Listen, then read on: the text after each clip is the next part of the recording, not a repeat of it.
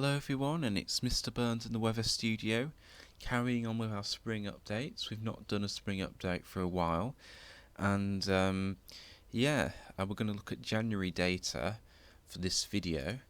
So we've had the first sunniest January on record for the UK, and it was actually the sunniest January on record for England.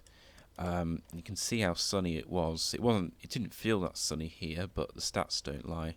Maybe it was a bit duller for my area, over around here. But anyway, for the UK as a whole, it was a very sunny month away from northern and western parts of Scotland. The sunniest on record for England. Mainly eastern areas that were exceptionally sunny. Western areas much closer to average. But yeah, sunniest January on record for England, third sunniest January on record for the UK as a whole. It's also a mild month as well. We're not going to look at, we might look at temperature data if we have time, but for this video we're just going to look at sunshine data and also precipitation data, because that has been a top 10 driest January on record as well. So yeah, it was a very dry month as well, as you can see. So this is the sunshine page. You can get this from the Met Office. Unfortunately, you can't get it in table format, so it just make it a bit hard to see like which years, because it only goes up in steps of like 10. So you have to sort of zoom in and have a close look at it.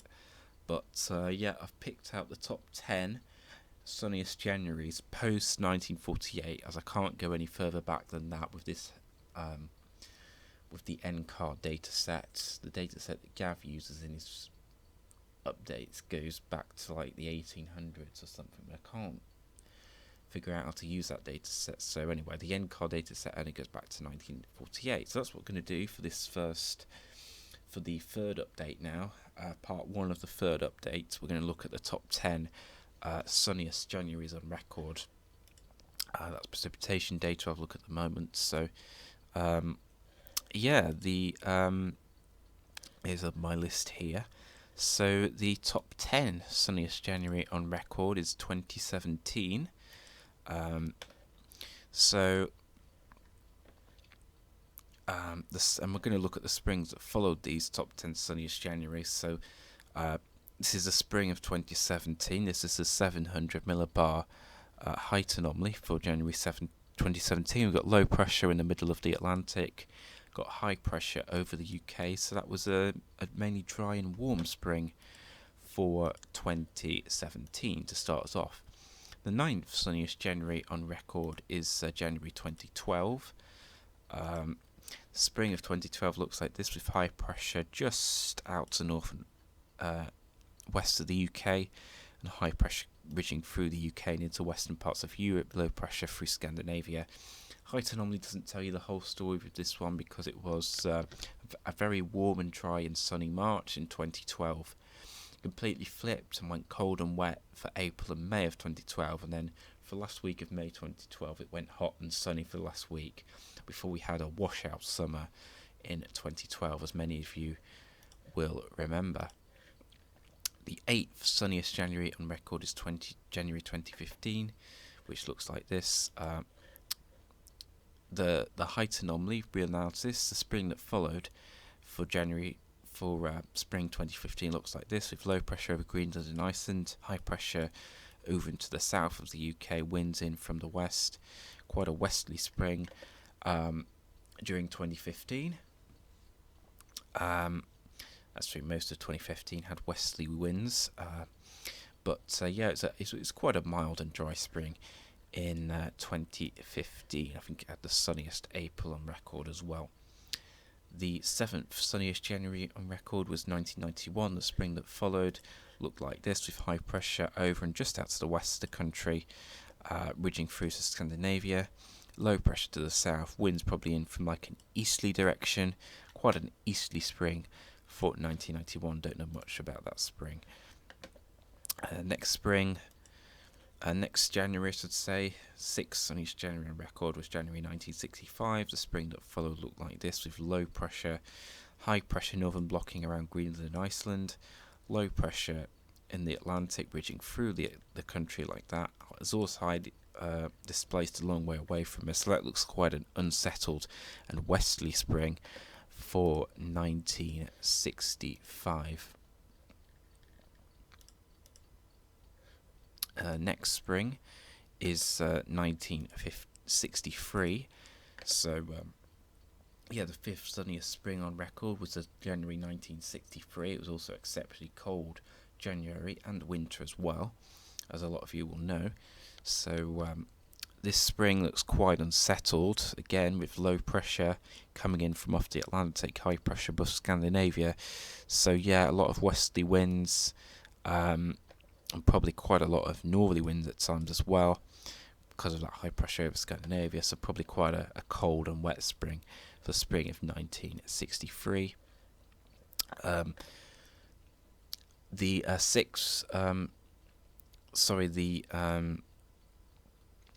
fourth sunniest spring on record is January 2003.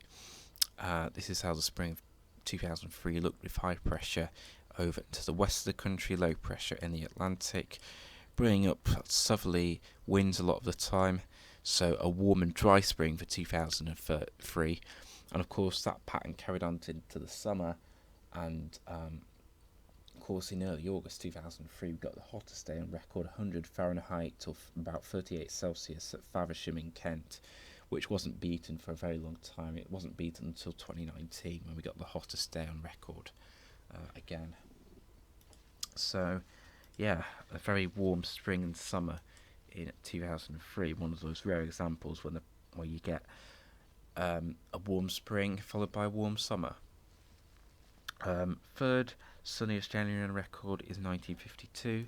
The spring that followed looks like this, with high pressure to the north, low pressure in the middle of the Atlantic, probably a bit of a battleground, low pressure trying to bring up southerly winds, but high pressure trying to bring in northern easterly winds, but there would be drier winds, so probably fixed in between that one. Overall though, probably quite unsettled and Atlantic driven, I would have thought. The second sunniest January on record is the January of 2001. The spring that follows looks quite unsettled, with low pressure coming in from off the Atlantic, northern blocking, never a good sign for spring and summer. Quite an unsettled spring for 2001. And finally, the sunniest spring, the sunniest January on record is 1959. The spring of 1959 looks like this. High pressure to the east, low pressure to the west, winds in from the east, quite an easterly spring for 1959. Of course, that spring, after that we got the extended summer of 1959, which started in about April and was still carried on until October. So like a 5 or 6 month period of exceptionally warm, dry and sunny weather. We've not had anything quite like it since. Putting all those years together then, this is what we come out with. So we've got 1959, 2001, 1952, 2003, 1963, 1965, 1991, 2015, 2012 and 2017. This is what we come out with when we get the top 10 sunniest Januaries post 1948. This is what we get. So get high pressure. It's quite an anticyclonic signal, with high pressure through the country, low pressure to our west, Atlantic blocked off, winds probably maybe southerly a lot of the time, so quite a warm and dry signal for a lot of those springs actually. So when you get a sunny January, you tend to get quite a warm, dry and sunny spring as well for these analogues to tell us. Okay, that's the first part of this video done. In part 2 we will look at precipitation data, so stay tuned for that. Okay, we're back and we're ready to resume part 2 of the third spring 2022 update, and this time I'm going to look at monthly England and Wales precipitation, because we have had one of the driest Januaries on record. So if we scroll down, January 2022 had just 36.3 millimetres of precipitation for England and Wales. As like the average, of course, it will vary a lot between different weather stations, but overall, the average is 36.3 millimetres. This goes all the way back to the 1700s, so it's like one of the longest running weather data series in the world, if not the longest. So yeah, there aren't many dryers that are drier than the January we just had. So we're going to look at the top 10 or 9 driest Januaries. We're going to look at the Januaries. All these Januaries that you'll see have below 50 millimetres of rain. I'm going to have a look at the springs that followed those Januaries. So at number 9 we've got 1973 with 46.1 millimetres. The spring that followed looked like this. So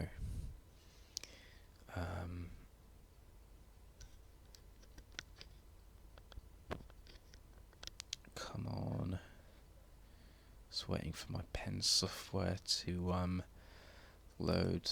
Yeah, I'm downloading like a couple of games at the moment, so my computer's running pretty slow. Hey, so we've got high pressure. The spring has high pressure just to the west of the UK, low pressure up to the northeast. Winds coming down from like a northwesterly or northerly direction. It looks like a mainly dry spring. The Atlantic is blocked off, but also quite a chilly spring, I would have thought, with the wind coming down from a northerly or northwesterly direction a lot of the time. Quick sip of tea, loading. On to the next January. Just January is 1949. It's like this. We've got low pressure to the north, high pressure over to just to the southwest of the country, winds in from the west. So quite a westerly spring and quite a mild spring, I would have thought. Probably quite dry in the south, bit more unsettled though in the north. Our next January, just bring the list up again. 1950 with precipitation of 38.9 millimetres, and this is how this January looks. Yeah, that's right. This is how the spring of 1950 looks. We've got high pressure just out to the west of the country, low pressure to the north and east, winds down from like a northwesterly to northerly direction. So again, quite a dry, but probably relatively dry, but quite chilly spring for 1950. Next January we've got is January 1987. Here's a spring that followed with low pressure around Greenland. High pressure ridging in through the UK, through the Atlantic like that. Looks a mainly dry anticyclonic spring for 1987. Our next driest January is 2006.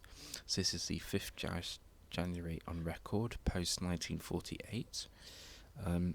This January has we had to take out the 10th driest because that was like 1933, which is before the data set. So that's why there's only 9.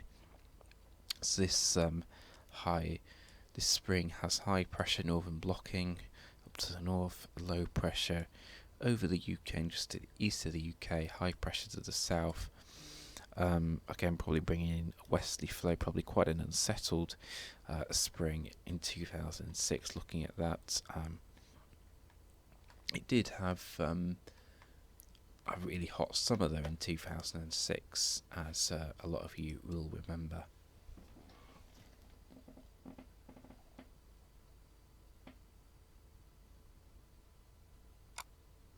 Just looking at the sky, it's a really nice red sky. There's birds flying up above, so yeah, going to get this done as quick as possible so I can have a look at the sky. It's a really nice sort of setting sun red sky. We've got high pressure So this next January is 1963, the spring of 1963. We've just looked at it. It's an unsettled spring, low pressure off the Atlantic after the brutally cold winter of 62-63. It's a wet but considerably milder spring in 1963.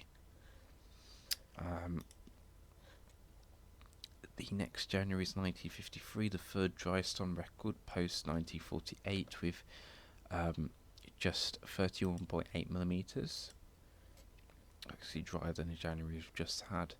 It's an anticyclonic spring with high pressure over the country, low pressure around the North Pole, so many anticyclonic spring in 1953. Second driest January on record is 1964. This January has high pressure to the north, low pressure out in the Atlantic, probably bringing up, probably quite unsettled, bringing winds off the Atlantic, maybe a bit southerly at times, but probably quite a mild but unsettled spring in 1964. And the driest spring on record is 1997 with just 16.5 millimeters, exceptionally dry spring. January, I should say, this is a spring that follows. It's an anticyclonic spring with high pressure over the top of the country, being lots of dry, warm and sunny weather, I would have thought. So anyway, I think in 1997 it had, I can't remember now, but yeah, looking at the height anomaly, it was a warm, dry and sunny spring. Right, we're just going to get the years, put all the years together now, because if we got to do that, I'll be with you in a moment. Okay, we're back, and this is what the real analysis looks like if we put everything together. So we've got 1997, 2006, 1987, 1973, 1964, 1963, 1953, 1950, and 1949. So this is how the height reanalysis looks. And overall, it is an anticyclonic signal. So we've got, there we go, high pressure over and just to the east of the UK, low pressure pushed back into the middle of the Atlantic, low pressure over eastern parts of Europe, and yeah, this looks quite an anticyclonic, high pressure dominated spring. So it seems like when you get a really dry January, you also favour a really dry spring as well. So yeah, that concludes this video. So both whether we look at sunshine data or precipitation data for January, it seems like we're favouring a dry and mild spring, which I think generally has been the trend so far with these upgrades. It's been mainly towards high pressure domination. So yeah, we'll in the next update we'll do January temperature data, and then that will finish off January, and now we've almost finished February. So when we get into early March, we'll do, when all the data for February comes out, we'll do like a February temperature and precipitation recap. It has been quite a stormy February as well, so we might look at like the top 20 or top 10 stormiest Februaries and see what the springs followed after that.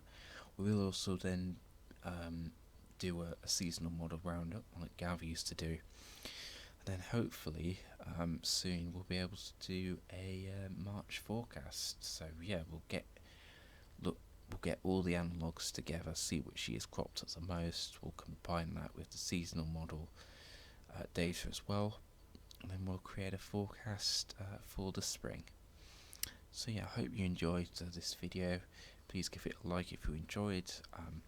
Is there anything that I could improve on, and maybe you could comment below. And yeah, if you want to see more videos like this, then please subscribe. But for this video, that's all for now, and thank you very, very much for watching.